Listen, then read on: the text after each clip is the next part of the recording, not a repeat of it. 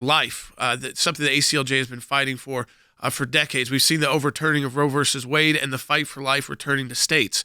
And one of the important issues is we've seen the abortion industry try and go after states that have good pro-life legislation, like Ohio, which has got a heartbeat bill, and it's got parental notification in place. But the abortion supporters in the abortion industry are trying to push forward with constitutional amendments, confusing the voters to make it easier to get rid of those protections for life in the states. We're joined right now by the Ohio Secretary of State, Frank LaRose. And Secretary LaRose, we appreciate you joining us now on Sekulow. Let me ask you first, because people are voting right now on issue 1, and ACLJ Action is encouraging people to vote yes on issue 1. It would raise the vote threshold for passing constitutional amendments from 50% to 60%. Tell our supporters and our listeners why that's important. Well, it's all about the fight for life and liberty, and we are on the front lines of this here in Ohio as we speak.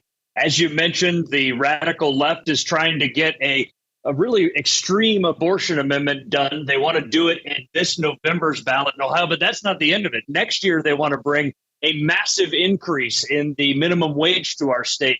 And so we're making a stand, and we're saying it shouldn't be so easy to amend the Ohio Constitution.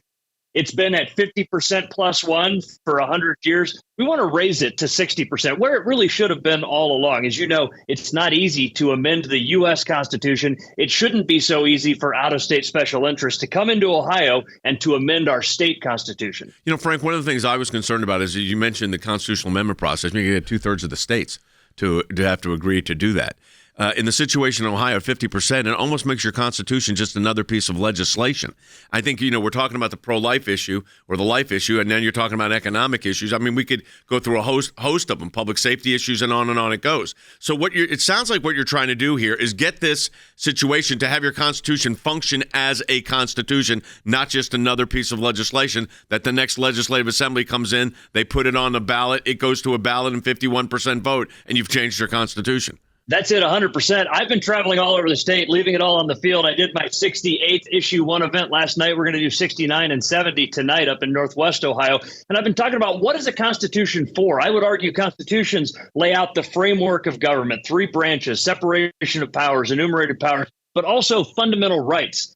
Those things that not just 50% plus one agree on, but the things that we broadly agree on as a society. Constitutions are not for policymaking. They're not where you handle those really controversial issues of the day, like what people can smoke or not smoke, or where you can have a casino, or this radical abortion agenda that the left is trying to bring to Ohio. We're going to make it right in Ohio by saying our Constitution is special. It should be used for what it's intended for, the governing of our state and those fundamental rights. But lawmaking, day-to-day policy making should be done in statute. And people can go vote in this now in Ohio. The early voting is open. The final vote is August 8th, the election day on this issue, to vote yes on issue 1.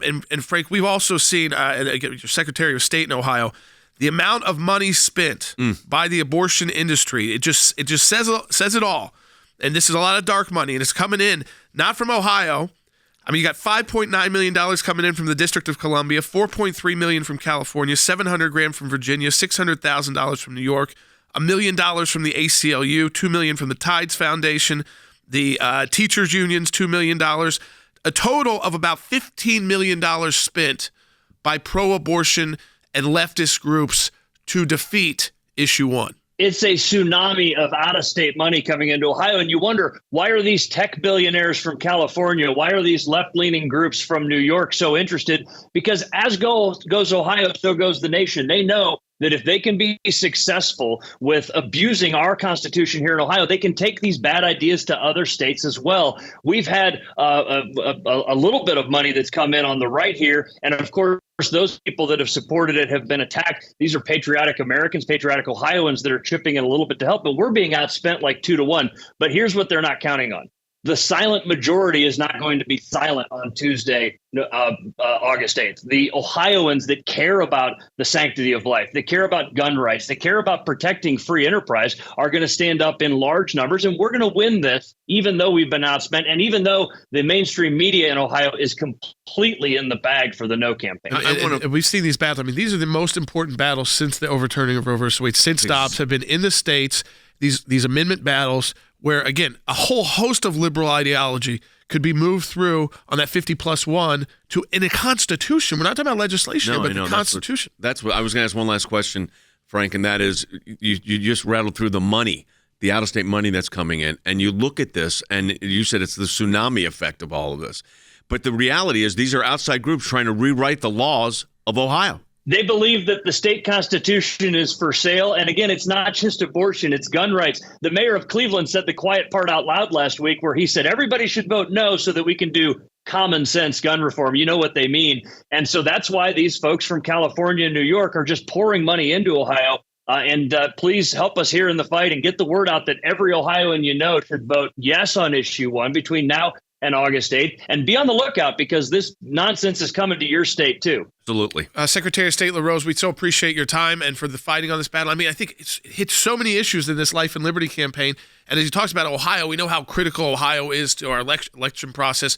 But this idea that liberal groups are going to be starting to target your state constitution rules to see if they can, instead of going through the legislative process, run these multi-million-dollar campaigns, subvert what in Ohio is a very conservative state legislature and conservative governor and secretary of state. But you can subvert that by spending $15-20 million misleading people about what they're voting on, which we've seen on the abortion amendments a lot. And then you could put forward a whole host of liberal ideas, and you're not legislating them, you are putting them into a constitution. No, I think what Frank said is absolutely correct. And is Frank still with us? I want to ask last question here. People need to understand this, Frank. We only got less than a minute. When we talk about these outside groups, that makes this an even more urgent fight because, as you said, it's going to go to other states as well.